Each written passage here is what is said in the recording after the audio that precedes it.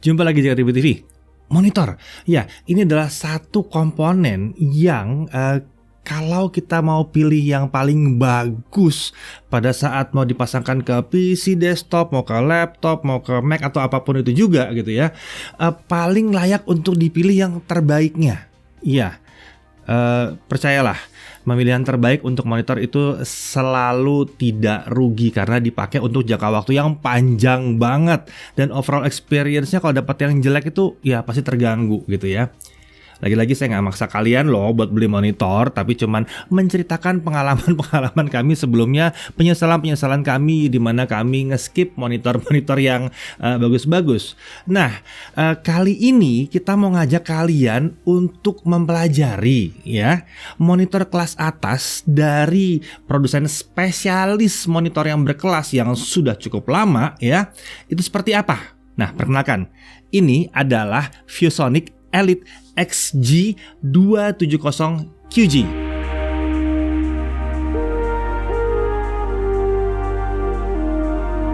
Oke, jadi ini adalah monitor ViewSonic Elite XG270QG ya.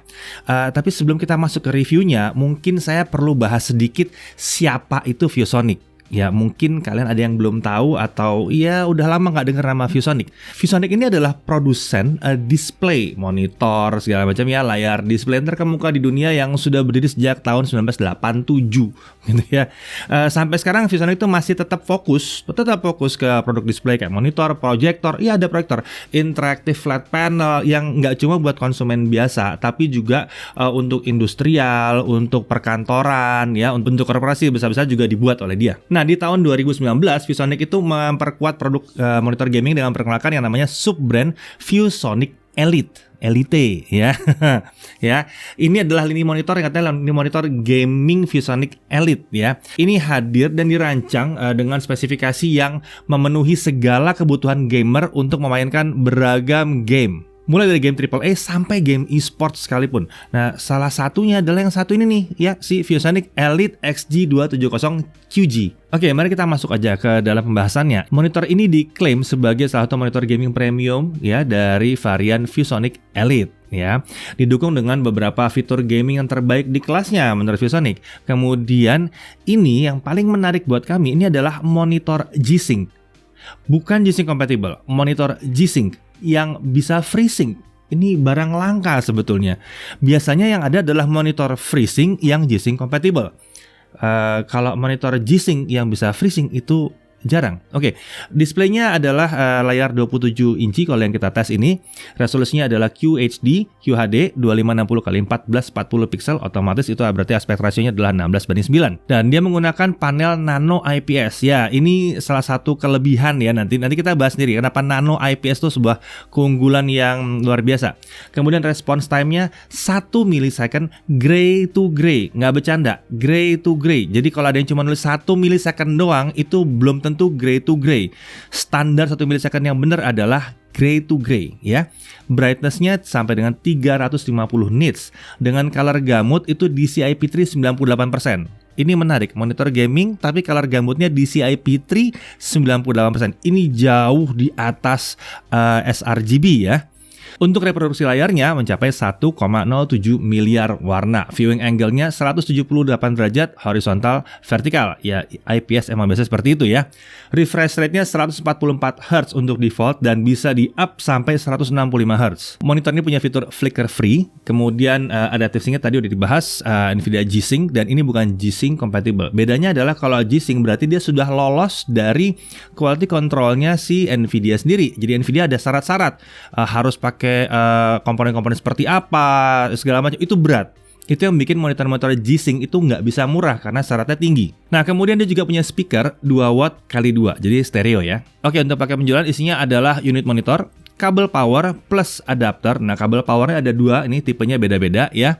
Kemudian ada 1 kabel display port, ada 1 kabel USB 3.0 Type B to Type A, ada buku garansi dan petunjuk penggunaan. Ya, jadi kalau kalian butuh kabel HDMI, ya harus provide sendiri karena yang tersedia adalah kabel display port yang dibutuhkan untuk G-Sync. Oke, dari sisi desain, warna keseluruhan monitornya adalah hitam, matte atau tidak mengkilat ya, tidak mengilap. Bagian tepian layarnya itu mengusung desain borderless untuk kiri, kanan, dan atas ya. Kalau kalian kelihatan ini seperti tidak borderless, ini karena saya menggunakan sesuatu yang saya jelaskan nanti ya di sini ya. Oke, kemudian ada penyangga stand monitor berbentuk huruf T di bawah. Ini dari logam. Ini berat banget ini. Jadi stabil sekali memang ya. Pada stand layar itu ada lubang untuk cable management seperti biasanya. Dimensi monitor dengan standnya kurang lebih 61,4 kali 45,87 sampai dengan 57,16 ini tingginya ya, kali 26,5 cm. Untuk bobot monitor ini dengan standnya adalah 7,7 kg. Sisi depan monitor kita bisa lihat ada layar monitor yang mengusung layar non-glare, jadi nggak mantul-mantul bayangannya ya. Ada logo Elite di bawah sini, jadi kelihatan keren sih logonya Elite ya.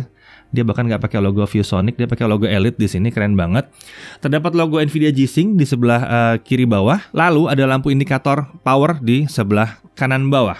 Di sisi bawah monitor ini ada lampu LED Elite RGB. Jadi kalau dilihat ini ada RGB-nya di sini. Saya nggak tahu kalian bisa lihat atau enggak, tapi ini ada RGB-nya. Ini mungkin kelihatan di tangan saya ada sedikit nyala-nyala, berubah-berubah di sini ya. Nanti ada RGB-nya di bawah ya. Jadi kalau kalian taruh tempat yang gelap, keren. Belakangnya akan nyala-nyala gitu ya. Lalu di tengah ini ada 3 tombol pengaturan. Ada 1 tombol joystick dan 2 tombol ekstra lagi. Ada 2 mouse anchor di bawah sini. Kalau kita tarik dari bawah ada mouse anchor di bawah sini. Ini untuk supaya mouse kalian nggak lari-lari kabelnya dan lebih nyaman pada saat dimainkan. Di sisi belakang monitor kita ada logo ViewSonic di belakang layar dan ada logo Elite di stand layarnya ya. Terdapat lampu lagi-lagi LED RGB berbentuk heksagon di belakang walaupun kalian nggak bisa lihat ya. Tapi mungkin kalau ini ditaruh di atas meja, ada yang lihat dari belakang, keren banget sih memang. Ada headphone hook di sebelah sini, ya ada headphone hook ya, yang bisa dikeluarkan dan dilipat ke dalam. Ada juga Kensington lock buat mengunci dia. Dan tentu saja tersedia beberapa konektivitas seperti DC input, port HDMI, port DisplayPort, ada audio combo jack 3,5 mili, ada 3 USB 3.1 Type A, dan ada 1 USB 3.1 Type B. Oke, mari kita bahas fitur-fitur unggulannya. Yang pertama adalah panel nano IPS. Jadi cara kerja nano IPS ini adalah dengan menambahkan partikel berukuran nanometer untuk menyerap panjang gelombang cahaya yang berlebih. Jadi misalnya dia akan menyerap cahaya kuning dan jingga yang tidak diperlukan. Kalau misalnya memang dia akan menampilkan warna merah dan itu akan dialihkan ke warna merahnya. Jadi supaya warnanya akurat. Jadi kesalahan-kesalahan itu akan dirapihkan supaya warnanya solid gitu ya, nggak berasa pecah atau pendar kemana-mana. Gitu. Dan kemudian kelebihan nano IPS ini juga memiliki tingkat color gamut yang luas, 130% sRGB, 130%, 30% lebih luas warnanya, atau kurang lebih mendekati DCI-P3 atau bisa dibilang 98% DCI-P3. Buat yang nggak tahu DCI-P3 adalah standar warna yang dipakai untuk pembuatan film dan game. Jadi kalau 98% ya bisa dianggap bahwa produsen yang bikin gamenya membuat game dengan settingan warna seperti itu, kalian akan bisa lihat seperti yang dikehendaki oleh si developer atau pembuat gamenya. Begitu juga dengan film. Kemudian berikutnya adalah refresh rate yang sampai dengan 165 Hz. Jadi ada fitur overclocking refresh rate yang bisa ditingkatkan dari 144 ke 165. Fitur ini hanya bisa aktif saat menggunakan graphics card Nvidia tertentu dan tentunya harus pakai DisplayPort ya. Berikutnya adalah Adaptive Sync. Ya, ini menggunakan G-Sync ya. Menariknya ini adalah monitor pertama yang kita tes yang G-Sync beneran dan support FreeSync. Jadi untuk gamer yang menggunakan graphics card dari AMD bisa menggunakan monitor yang satu ini dan tetap menikmati adaptive sync-nya, di mana layarnya nggak jadi patah-patah gitu, berapapun frame rate yang ditampilkan dia nggak akan jadi ada patahan atau tearing ya. Tentunya kalau kalian pakai Nvidia ya itu udah aktif karena G-Sync-nya udah aktif ya. Untuk aktifin fitur ini gimana caranya? Sederhana, pakai DisplayPort ya. Pakai DisplayPort. Kemudian ada Elite Display Controller. Ya, ini adalah software khusus rancangan ViewSonic untuk monitor gaming. Di dalamnya tersedia pengaturan untuk efek Elite RGB. Software ini juga diklaim telah mendukung ekosistem RGB dari vendor lain loh, seperti Razer Chroma RGB sama Thermaltake RGB+. Pengaturan Elite RGB ini juga bisa ditemukan pada menu setup di on-screen display. Kemudian ada Eco Mode. Fitur ini menyediakan 3 menu mode untuk konsumsi daya monitor. Standar, optimize dan conserve ya. Nah, dalam penggunaan kalau kita lihat dari sisi ergonomi, kita bisa melakukan pengaturan posisi layar dengan kenyamanan penggunaan yang oke banget ya. Monitor bisa diatur posisi tingginya sekitar 12 cm naik turun. Kemudian ya ini lagi turun, saya bisa naikin kalau saya mau. Tuh, bisa naik, bisa turun juga. Nah, gitu ya. Saya bisa naik turunin di situ. Sangat convenient, sangat nyaman sekali. Kemudian monitornya juga bisa di swivel atau diputar kiri kanan 60 derajat, bisa tilt atau menengadah 20 derajat dan nunduk 5 derajat, bisa pivot juga 90 derajat, jadi bisa tegak ya gitu ya. Tersedia night shields yang dapat dipasang di sisi kanan kiri monitor. Tujuannya untuk pengguna katanya supaya lebih fokus dan monitor pada saat gaming kompetitif. Ya, ini yang membuat mungkin kalian melihat ini tidak tipis-tipis amat karena ada night shield yang saya pasang. Ini nih kanan kiri itu juga kalau dari kalian ini ada apa sih yang salah dengan ini? Nah, ini ada night shields juga di sini ya. Jadi ini bikin kalian akan lebih fokus. Sebetulnya yang satu ini juga akan sangat berguna bagi kalian yang melakukan editing video atau sedang color grading, karena tidak terganggu dengan cahaya-cahaya yang lain yang mantul ke monitor ini. Cuma sayangnya kalau untuk color grading masih butuh satu lagi dari atas mungkin ya. Ya kalau kalian mau pakai monitor ini buat color grading, tambah sendiri lah ya atas ya, biar bener-bener nggak terganggu cahaya-cahaya dari luar. Jadi warna kalian bisa tepat. Nah, untuk kenyamanan bermain game tersedia 4 menu preset yang bisa dimanfaatkan. Satu adalah FPS, Battle Royale, MOBA, dan konsol. Ini untuk menggunakan PS4 ya, Xbox One, dan konsol-konsol yang lain lah ya. Kemudian ada fitur crosshair. Fitur ini menampilkan gambar crosshair di tengah layar ya. Ada 3 pilihan mode dan warna crosshair yang bisa dipilih. Untuk konsumsi daya kita bisa lihat mode standar ada di 46 watt, mode optimize 48 watt. Sementara kalau kalian mau ngirit, mode conserve dipakai di 36 watt. Jadi bisa dilihat bahwa monitor yang satu ini sebetulnya mau dibilang monitor gaming ya, tapi fitur 98% DCI P3 itu tinggi sekali. Jadi ini dia membuat ini juga jadi cocok kalau kalian mau buat color grading, mau main-main dengan foto, mau main-main dengan video, mau color grading, mau ngedit foto misalnya, ini bisa banget. Bisa banget sih monitor yang satu ini. Jadi diajak main bisa, diajak kerja bisa. Salah satu monitor yang menurut saya cocok banget untuk investasi jangka panjang. Nah, bicara investasi jangka panjang, harganya berapa? Oke.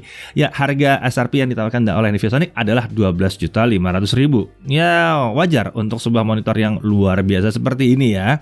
Mengingat poin-poin menarik yang tadi, panel nano IPS ya, cocok buat main game AAA seperti Death Stranding, Monster Hunter World ya apapun yang AAA kan gambarnya keren-keren banget gitu ya. Color gamut yang luas 98% DCI P3 tadi udah dibahas, cocok untuk video editing, bahkan mau ngedit foto juga bisa ya. Bahkan sampai ada kayak beginiannya, ini bisa berfungsi nggak cuma buat main game tapi bisa buat membantu video editor juga ya, foto editor. Fitur-fitur gaming yang melimpah, 1 millisecond response time, gray to gray loh di layar IPS. Refresh rate-nya 160 Hz, adaptive sync yang G-Sync plus FreeSync, bukan G-Sync compatible doang gitu ya. Ada fitur-fitur buat gaming kayak crosshair untuk FPS dan cocok buat game-game kompetitif yang lain gitu ya.